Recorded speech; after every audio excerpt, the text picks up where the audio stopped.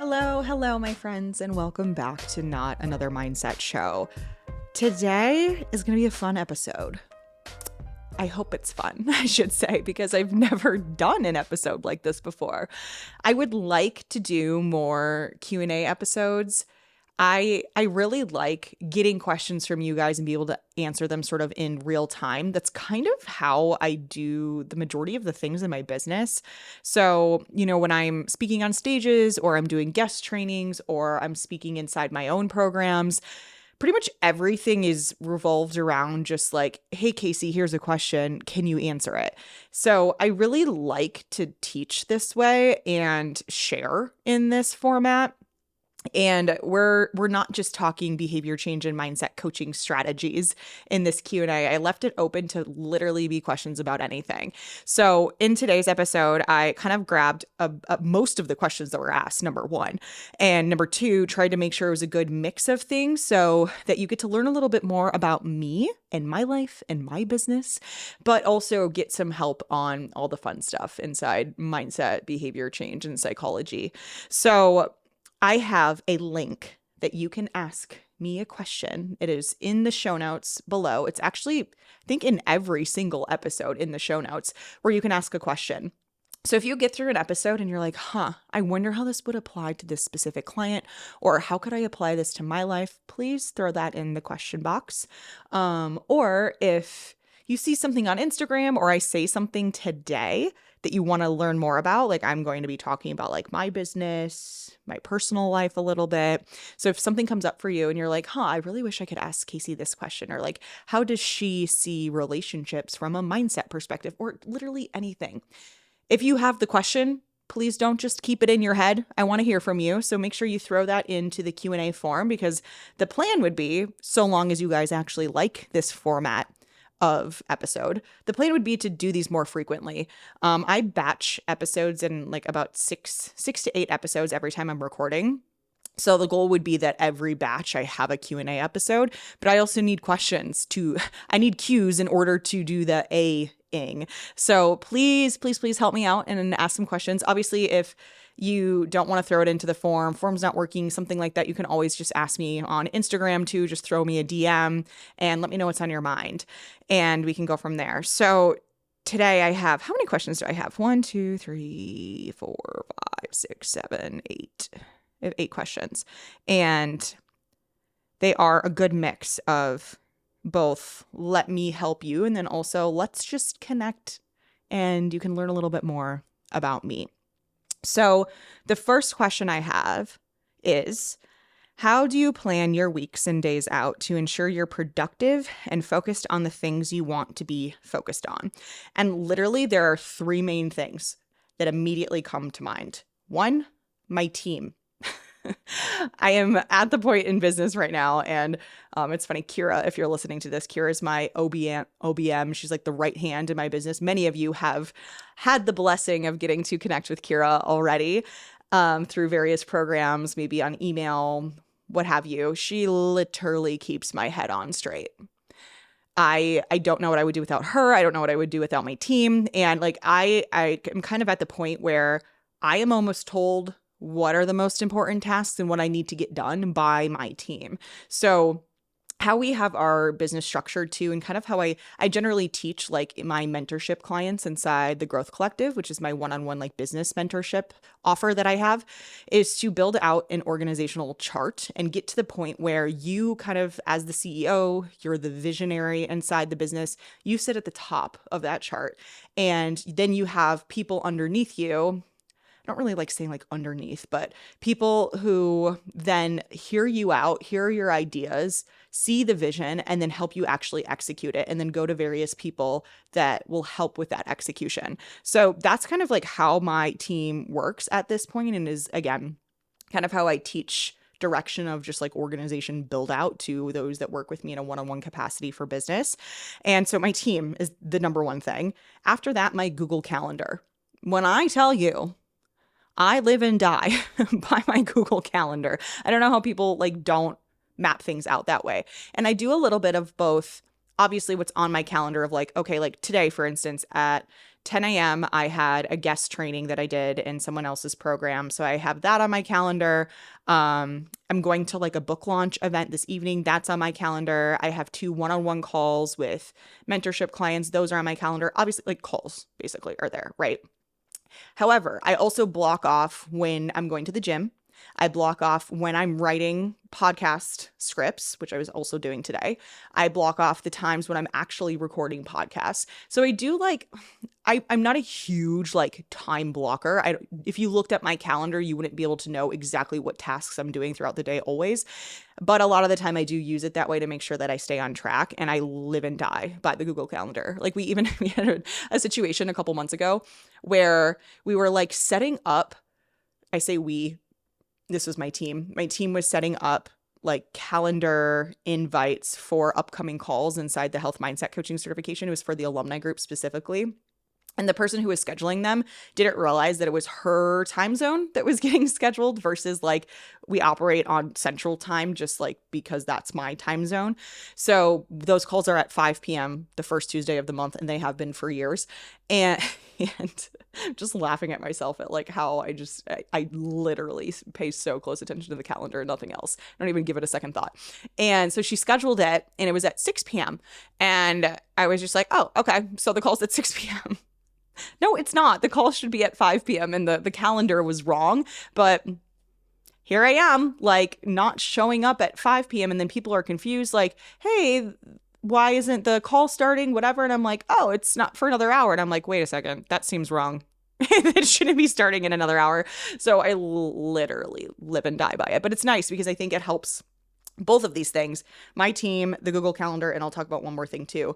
I can just like totally offload so much of that to everything else so that I'm not having to constantly think about like, what am I doing today? What does this look like? Where do I need to go? Where do I need to show up? How are these things getting executed? All of the tiny little tasks that go into every single project, like I'm able to offload so much of that bandwidth, which then opens up so much bandwidth for me to like actually do the things that are within my zone of genius, you know, creation and being creative and coming up with the ideas and how are we going to scale the business? Like kind of those bigger ideas I have the space for. And the third thing was ClickUp. ClickUp is the project management software that we use inside my business. And it's become, again, it's the thing that tells me what to do. Like it literally is. So every morning, or honestly, most nights, this might be helpful too. Most nights before I like totally wrap up my workday, I'll look at everything that I have to get done tomorrow. And same with like at the beginning of every week, I'll go, okay, what is the stuff that needs to get done this week? How am I scheduling that out throughout my week based on what else I have going on? So at the end of every workday, I tie up loose ends and then figure out what I have to get done the next day. And ClickUp really helps with that too. And again, that could be my team assigning things to me, or it could be like reminders for myself. So I log into ClickUp and on the home screen, it's like, good morning, Kasey. Here's all the shit you got to do today. So that's really helpful for me too. And I will say, like, you can take some of what I'm saying here and try it for yourself, but everyone is going to be a little bit different just like in how they operate and how they're most productive. So definitely keep that in mind. We're doing a lot more planning out in advance going into 2025. As I'm recording this right now, it's actually December. And I know you're listening to this like months later, but this is us being, planning ahead, getting ahead of things, because I have a really, really busy February with travel. I'm moving, the live event on March 1st, which by the time you're listening to this, that live event has already happened, which is crazy. So because of that, I'm not recording any episodes in February and March. So I'm doing a lot of like getting ahead. And that's also, again, I'm not doing this all myself, right? Like I sit down and I create scripts, and not necessarily even scripts, like bullet points for what I need to talk about. And I turn on my camera, and then the rest of the podcast editing and publishing and turning into reels and everything else is handled by my team. So everyone is on board for this. And that requires, when you have a lot of people, it's really great, but it also means there's a lot of like things you need to get in line because there's so many people involved in all of these tasks. Yeah, I hope that was helpful, but if you have any more questions about how I run things, how I do things, how I operate on a day-to-day basis, please throw your questions into that question form and I can answer more of those later. Okay, the next question. I'm addicted to my phone. Help. What advice would you have to break the habit and dependency of constantly checking and scrolling? Yeah, these are like really like new problems, like how do we get around this stuff that's only existed for the last like 5 to 10 years? Well, when did Instagram come out? Maybe longer than that. I don't know. I really don't know. I'm not gonna take the time to try to think about that, but like 2012 is like when I started posting, and it is 2024, 12 years ago. That's crazy. What? Anyway, so this is a new issue, but how do we get around it? And the first thing that comes to mind for me is just thinking about habit breaking, habit formation, kind of like the basics of that. And when I teach about habits, like inside the health mindset coaching certification, I talk a lot about friction. So what I mean by friction is like making things less difficult or more difficult. Excuse me. So making things more difficult, like that's the things that you're trying to stop doing. And that's what we're talking about here, right? Stop scrolling, stop checking your phone. And I think we all fall prey to this, right? Like you open your phone to do something and now suddenly you're on like someone's ex-girlfriend's Instagram page reading through a post from 2015. Like, how did you get here? You're like, wait, whoa. How did that just happen? So with that said, friction. So how do we create more friction? Obviously, one of the easiest things is like where you're working. Like right now I'm sitting in my office. To take your phone and not have it sitting in the office. I know, sounds crazy, but so many people don't freaking do it. So if you're trying to not scroll, like how about don't have the scrolling machine anywhere near you? So honestly, truly try that. Like literally try that. And you're like, okay, that's so simple. It's so whatever. Yeah, but are you doing it? Are you doing it? So try that first. And also another thing you can kind of do here is to really think about how you feel when you catch yourself scrolling. And you're just kind of like mindlessly, again, ex-girlfriend from 2015. You're like, what's going on? How does it feel when you're doing that? You're like, God, I just wasted so much time that didn't feel good. And to be honest, when I am on my phone, it's often like in waiting periods, like I'm standing in line at the airport or I'm delaying going into the gym, sitting in my car. Stuff like that. And I just like, I find myself doing it and I'm like, ugh, like that just doesn't feel good to me. So it's like really paying attention to those feelings. So when you do find yourself doing it, really take a second. Like when you're like, whoa, I don't want to do this anymore. I need to put my phone down. How are you feeling in that moment? And then also the times where maybe you pick up your phone, you open Instagram, you're like, I'm not doing this, and you catch yourself. Or maybe you do leave your phone like out in the kitchen instead of your office or whatever. And you're like going to the bathroom and you stop and you like grab your phone and you catch yourself and you're like, no, I'm not doing this. Like, how good does it feel to make that decision? It feels very empowering, right? To be like, no, I'm making a decision in this moment to not do this for the better. So really pay attention to those feelings and emotions, because when we have feelings and emotions attached to actions, we're more likely to remember them and it's more likely to stay like salient and like accessible in our brains. So even if you don't do anything to actually make a change, just start paying attention to the feelings. And that can be really helpful too. I feel like I could go a lot of different directions with this, but I'm going to stop there. And if you guys have any more questions or want me to dive into it deeper, let me know. And I have this like incessant tickle in my throat and it's so frustrating. The last thing you want when you sit down to record a podcast, literally. Okay, next question. The classic. Where do you see yourself in your business in the next 1 to 3 years? So I'm going to start with business.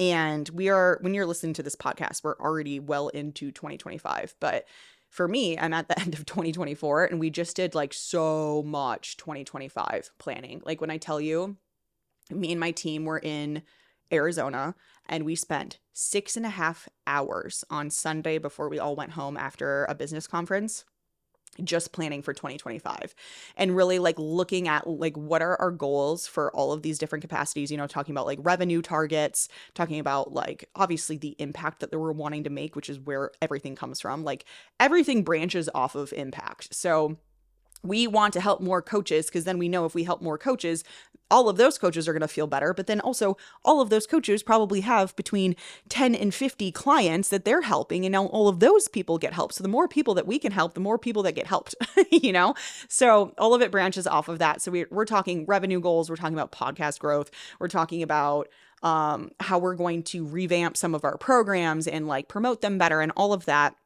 And for the first time ever, like literally first time ever, I've been a full-time business owner for going on 5 years now. What? That's also crazy to think about. And we've done 7 figures in revenue for the past 4 years for the past 4 years. Also crazy. And even at this level, this was the first time ever we fully planned out 2025 and we know exactly what's happening. And with that said, we spent a lot of time, like I said, figuring out what that's going to look like and how everything is going to funnel back to growing the health mindset coaching certification, because that's our main goal. Get more students into HMCC that we can help, and then those students go and help so many more people. So everything that we're doing, again, podcasts, social media, mini programs, DIY products is what I meant to say there. Live workshops that I'm looking forward to creating in 2025. All of that is like, yes, with the core of all of it is how do we serve and how do we help more, and then how do we get more people into HMCC, because that is the goal. The one goal, grow the health mindset coaching certification, and then everything else is kind of like supporting that and also just supporting everything. So we're doing a lot more like updates to a lot of our DIY programs. Like I said, a couple of them, the psychology of signing more clients and transform your forms, were both recently updated. So re-recorded, new content, new format, so much better. I'll make sure both of those are linked if you guys want to check them out. And also like super, super stupid affordable. So if you want to get into all of this stuff, behavior change, mindset, psychology for clients, for both like building your business, getting more clients, and also helping the current clients that you have, check out those programs. I'll make sure they're linked, like I said. Other things like business related, see myself in the next 1 to 3 years. Also letting you guys know, like I have like a couple things that I wanted to make sure I touched on for each of these questions, but I'm mostly just like flying by the seat of my pants for this episode. I really, really, really want to speak on more stages. I want to guest on more podcasts, want to grow this podcast, just more ways that are honestly entirely free to the audience to get the word out there about effective coaching practices. So that's a big focus too in 2025 and beyond. Like that's really the goal. Obviously things could change in a couple years and I may have different things that I'm focusing on or the business direction or whatever. But for the most part, I'm thinking like next 1 to 3 years, this is what we're doing. It's what we're doing. Okay. Personal side of things in the next 1 to 3 years. I think I had 4 different questions, and I have these every single time. I do like Q&A boxes on my Instagram stories as well. Yes, I'm still single. It's literally, I had a question that was like, are you still single? I mean, that's how I heard it in my head. Are you still single? Yes, I'm still single. I mean, at the time of recording this podcast, and things could change in the next few months. For anyone who's recently been in the dating world, things can change very quickly. You go from like, wow, I have like 3 candidates, a bunch of guys that I'm excited about, to like, I haven't spoken to a male in the last 3 months, Like that's literally how it goes. So yeah, I am still single, and I say still single. I've only been single for 2 years, like basically 2 years as I'm recording this podcast. So a little over 2 years. By the time you're listening to this, damn throat tickle. Why won't it go away? Oh no, I really hope I'm not getting sick. Please, not before Christmas. Not before Christmas. So yeah, I haven't really had any significant like relationships, intimate romantic relationships in 2 years. I've had, some things here and there that just didn't work out for whatever reason. I haven't ever been on a bad date. I'll say that. The part of dating that I really enjoy is just like honestly connection and getting to know someone else. And like, there's so many interesting people in this world and everyone has so many stories and yeah. Anyway, so yeah, in the next 1 to 3 years, listen, my my goal is to find a partner. Like I do want to end up with someone, and I like building a life with someone. To be honest, this is actually the longest I've ever been single before, like since I really started seriously dating. I've been pretty much in like a serial relationship person. Honestly, not by like choice.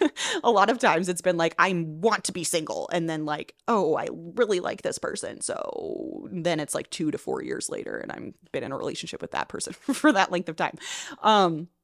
But at the same time, I'm so fulfilled by my friendships, by my life, by my business, by my Letty, my dog.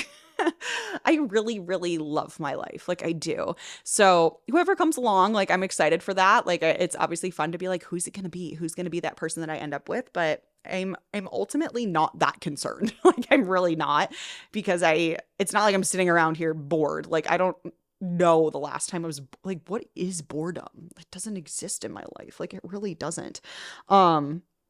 So yeah. In the next 1 to 3 years, I would love to meet my person, but I'm not rushed, in the marriage, kids front, nothing like that. Geez, sorry, I hope that wasn't loud. I just hit the microphone. So we'll see, but I'm obviously open to it. So, like I said, I'm moving into a new apartment here soon. By the time this podcast airs, I will already be in said apartment. I'm moving like closer to downtown Austin, closer to friends in a really, really cute area that I'm excited about. So that'll bring new changes to me, new gym, new environment. And I don't know. I see myself there for an extended period of time, but also you never know. You never know. Yeah, I don't know. This is cool for me because like reflecting on where I want to be personally in the next, even business, in the next 1 to 3 years really just makes me realize how great I have it currently. So there isn't like any, like I don't sit down and go, okay, next 1 to 3 years, these massive changes need to happen. I'm going to be in this totally different place and different people and making so much more money or like any of that. Like, honestly, no. Like if we can relatively keep things the same and just like continue to make things better to a degree, great. And like I already have proven to myself and I've seen firsthand that my life just keeps getting better. Like it really does. And I think so long as you stay in that belief of like, it just keeps getting better, it will. And I mean, that's the secret to things getting better, is believing that it will get better. It's like your mindset matters or something. All right. Let's move on. This one is, I guess, is a little bit similar. What's something you'd like to do or experience in 2025? Going back to the business planning. I mean, I'm just like so freaking stoked. I'm so stoked for 2025 as far as the business goes, just because we are being so much more intentional with like all of our goals broken down into quarterly, monthly, even weekly targets that we need to hit in order to have like the 2025 that we're looking for. So like even just sitting here talking about it like makes me, I'm such a freaking nerd, but I'm so stoked for just like how we have everything mapped out and how everyone's just like so enrolled in the vision and what we're doing, and it's gonna be a good one. What else? Things I want to experience in 2025. I'm definitely due for like an extended solo trip. I haven't done like a longer solo trip in like a few years. I think my last one was Mexico. It's usually Mexico. To be honest, it'll probably be Mexico again. Big Mexico fan. However, I also will probably be going to Spain in June, and I'm doing that with a girlfriend or a few, depending on who ends up coming. So I may extend that in either direction of that trip and just like turn it into like more time in Spain. Spanish speaking countries, I need to practice. I was going to try to say it in Spanish, but I'm not going to try to embarrass myself. I need to practice my Spanish. I take Spanish lessons like 1 to 2 times per week, and I have been for like the last year or so. I studied abroad in Mexico in college, took a couple years of Spanish there, took a couple years in high school, and I desperately want to be fluent. That's like a before I die type of goal. So, and anytime I go to a Spanish speaking country for an extended period of time, I feel like I like level up like 17 levels, because you're just like constantly having to translate and try, right? Yeah, that I've had like a couple instances of people already inviting me to go to Burning Man And listen, I love like music festivals and stuff like that. I'm definitely approaching retirement when it comes to music festivals and raves and in that entire world. Um, but Burning Man just seems like another planet and something that's just like would be a wild experience. So that there's like, for those of you who don't know anything about Burning Man, it's very hard to like establish like a campsite and go there because there's so many people who've been doing it for so long. They call them the burners. So like getting invited to go with a group who already has that like established everything. And I've had that twice now. So there's a chance. It's not something that I will be like, it's not a do before I die type of thing. Like I have to do it. But so far the opportunities seem to be presenting themselves, and I feel like it could be really good for me. Just like no phones, no computer, just in the desert, my friends, getting dressed up. I love to get dressed up. So we'll see. Okay. Changing it up a little bit. This is the question. From a lead generation standpoint for coaching, have you seen a shift in the market? I've noticed what used to work no longer works, at least for me. If so, what have you done to adapt to that change consistently to get leads and then turn into clients and build that trust? Thank you. Thank you. Thank you. Yeah, there's been a big shift, and a lot of it has to do with people who have relied on social media for lead generation. We are no longer in the same place where there's so many more. I wish I had like the stats for this. So many more users like on Instagram, TikTok, all of these platforms where you used to be able to get like a lot more engagement. I mean, it's embarrassing, like the engagement that I get. Like I have close to 50,000 followers on Instagram, and I'm lucky if I see like 300 to 500 likes on a post. And I know a lot of people are scrolling and not liking, like I do that too, so I have to keep that in mind. Or like Instagram story views. Again, like I'm lucky to see like 2,000 to 3,000 with 50,000 followers. Like where are you all at? What's going on? And then it's like heartbreaking when I have people reach out to me and are like, I've been following you for years and I haven't seen your content in like the last 6 months. What's going on? I'm like, I don't know. I would love to know. So that's kind of a bummer, but it makes it hard if you use social media for like a main source of marketing, which I know a lot of us have. I've very much so been able to build my business leveraging social media. I will say, like, I have pretty heavily pivoted to doing the majority of my selling and marketing through email. And then Instagram, podcasts, things like that just become an opportunity for me to teach and build trust and connection with all of you. So my email list is my money maker if I had to pick one. So I would also, if you don't have an email list and you're listening to this, some of you are probably feeling like, yeah, I freaking know. I know. That's something you need to be doing. You also have to think like there are just like more health and fitness coaches than ever. And like this industry is continuing to grow, which is great.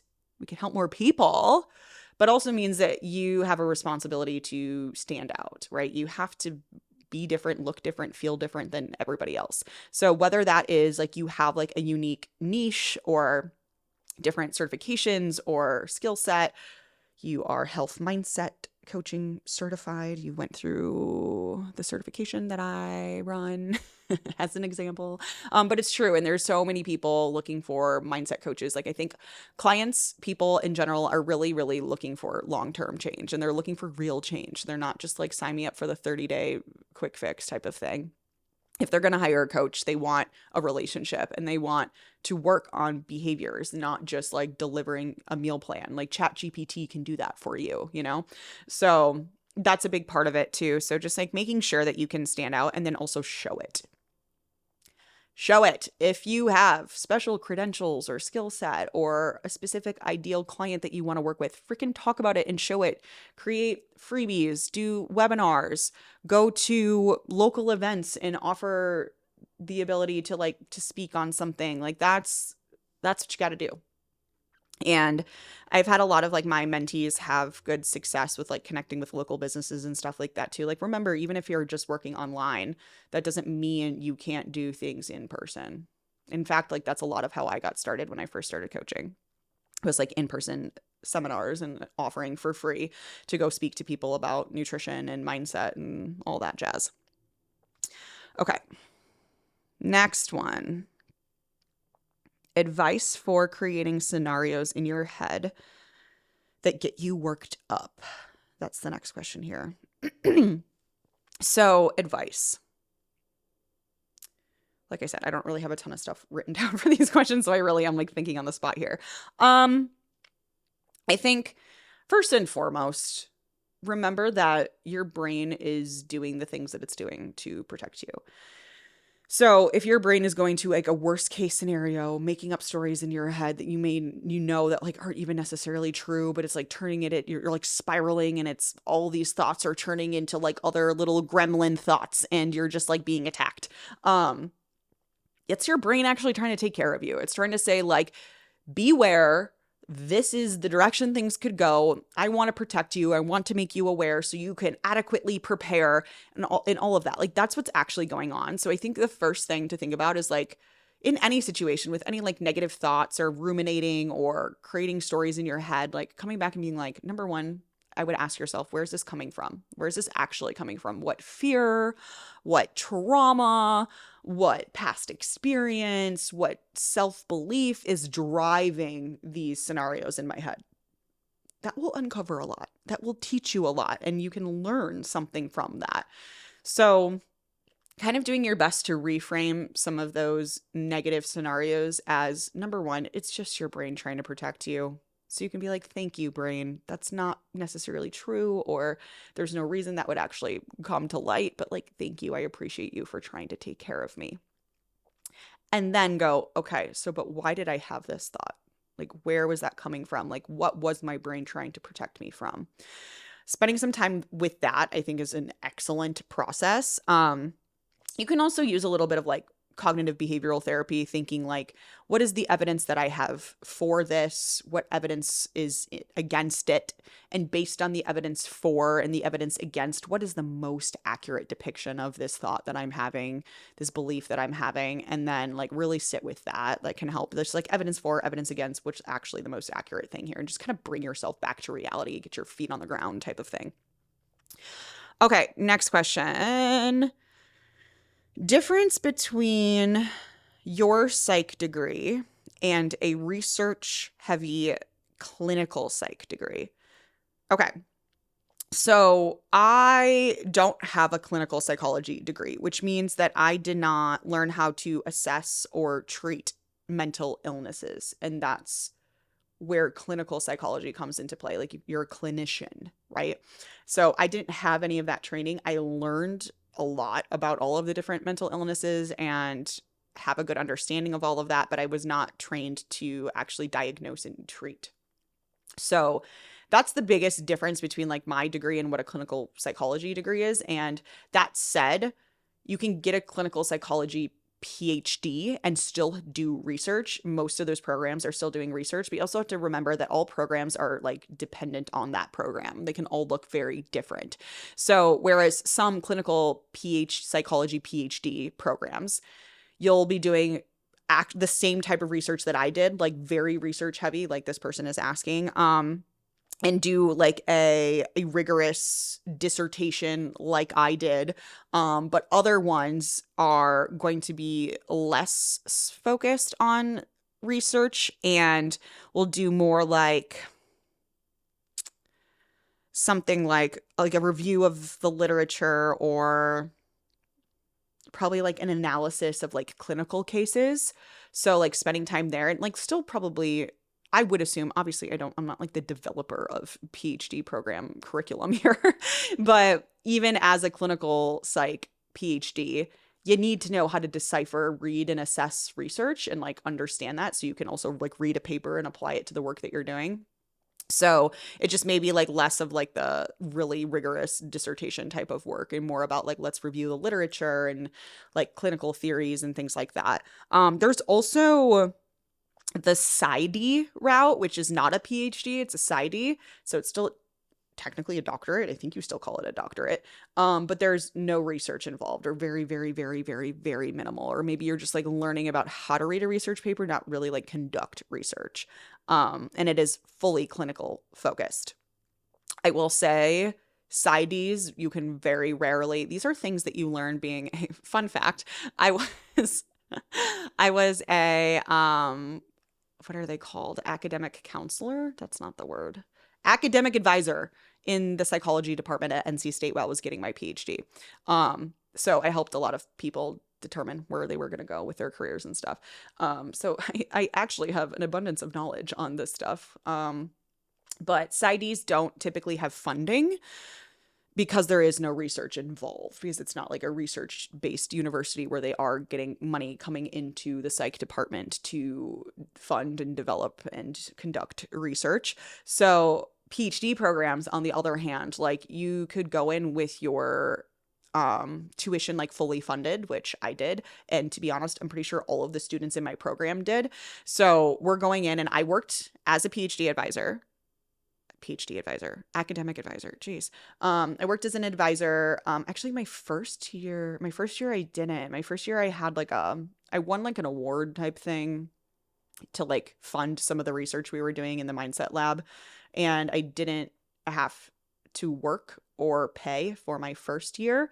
And then the following years I had to work and had my like stipend for that work, if that makes sense. Like in exchange for working as an advisor, I got like everything else kind of covered, if that makes sense. So yeah, funding is a big thing. And that was a big thing. Like when I went in to interview PhD programs, I obviously wanted to try to find the most funding possible. So that does not happen in the PsyD world. Okay, that was probably more information than you asked for. But anyone out there who is looking at going the doctorate route for your psych degree, I sure hope that helped. Okay, this is the last question. And then I'm going to go drink some water and find a cough drop. What if someone is brainwashed by the guru self-helpers? He's only 28 and he's stuck in such a fixed mindset, it's preventing him from moving forward in life.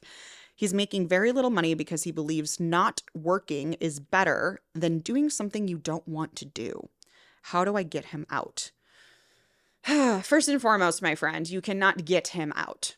He has to want to get out himself.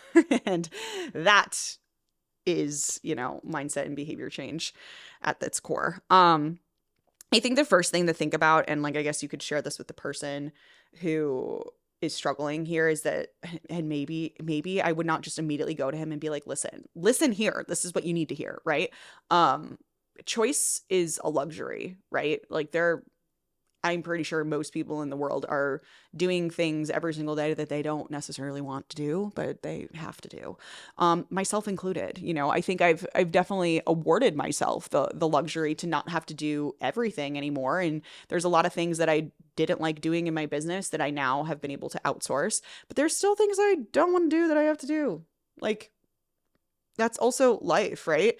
And I mean, like I said, as a luxury, I can turn down partnerships and opportunities that I don't really feel like I want to do or aren't super exactly aligned. But that wasn't always the case. Like when I first started my business and was going full time, I'm pretty sure I said yes to frickin' everything, like including, like thinking of an example, including I literally went to a hockey rink and showed up after, it was like middle school hockey players, after their practice, and delivered like a mini seminar on like pre and post workout nutrition to like, and their parents were there and everything. Like, I'm not working with athletes. I'm not working with hockey players. I'm not working with middle schoolers, but I was like, their parents are there. And those are the people that maybe I would want to work with. So I literally like was at it for every opportunity that I could get. And I do think that that's a big part of where I am today. And that's not, like I said, not necessarily the most perfect opportunity, not even something I really wanted to do. It was like 7:30 or like 8 p.m. on like a Wednesday night, and I was in grad school and like all this stuff. Yeah, but you just do it. You do it. Obviously, like my recommendation is that outsource as like soon as you can, so you can continue to stay within your zone of genius and do the things that only you can do. Like that's definitely my recommendation when you can get there, but no one starts there. So obviously, like, get clear and visualize where you want to go and what you want your life to look like, but keep in mind that the path to get there is going to be different than that ultimate vision that you have. So I think that that's very, very important. The path to getting to where you want to go, that path itself isn't going to be the end goal, because it's the path there, right? So something I say a lot too is that easy doesn't build strong skills. If everything was handed to you on a silver platter, you never really had to work hard for anything, you never had to do things that you didn't want to do, and you reached the outcome that you're looking for, it wouldn't feel so great. And to be honest, you'd probably be unsatisfied because you didn't actually learn anything. You didn't gain any more skills. It was just kind of handed to you and you just got it. Like, I like to think about people who win the lottery versus people who have like made millions of dollars and then lost it and then made millions of dollars again. Like, the people who win the lottery, so many of those people just blow the money and they don't know what to do with it because they didn't work to get there. There was no skill building. It was just handed to them.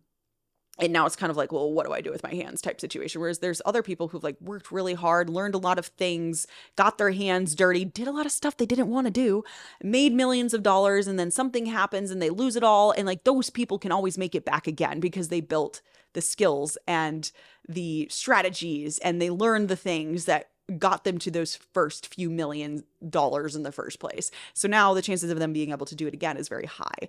So I think about that for this. And I think in general, too, this is a little bit of like a fixed mindset, slippery slope. Because if you're constantly just operating from a place of, if I don't want to do this, then I'm not going to do it. Yeah, that's like shady territory, because a lot of times, the things that we don't want to do are the things that we're not good at or we're uncomfortable with. And it's not that we don't want to do them, it's that we don't like the discomfort that comes with it. So a lot of times the things that you don't want to do are the things that you absolutely should be doing. So be careful with that too. Like, is this really like I don't want to do it, so I don't have to do it? Or is I don't want to do it because I'm not good at it yet. It's not comfortable for me. It's something new. It's something different. And that's why I don't want to do it, because those are the things you really should probably freaking do. That's the truth. The comfort zone, my friends, is a beautiful place. Feels so good there. It's a beautiful place, but nothing ever grows there. So keep that in mind. Honestly, I feel like that was a pretty solid end to this episode. So we're gonna wrap it up there. I don't have any further questions for now until our next Q&A episode. I actually would really, really, really love to hear from you if you enjoyed the format of this episode, if it was fun to listen to. Also, me just like jumping around to all these different topics. Your feedback is so, so appreciated, and it lets me know if I should do more stuff like this. So please don't hesitate to reach out. Obviously, would love to see a review if you're willing to leave one. And when you do leave a review, don't forget to screenshot it and put it into the review form that I have linked in the show notes, because then you get entered to win a free workshop from me. And of course, the Q&A form is down there too. So if any other questions came up for you, you thought of something that you want to ask me, please throw it in there so we can run more episodes like this. And yeah, I'll leave it at that. Thank you so, so, so much for being here, and I'll see you next time.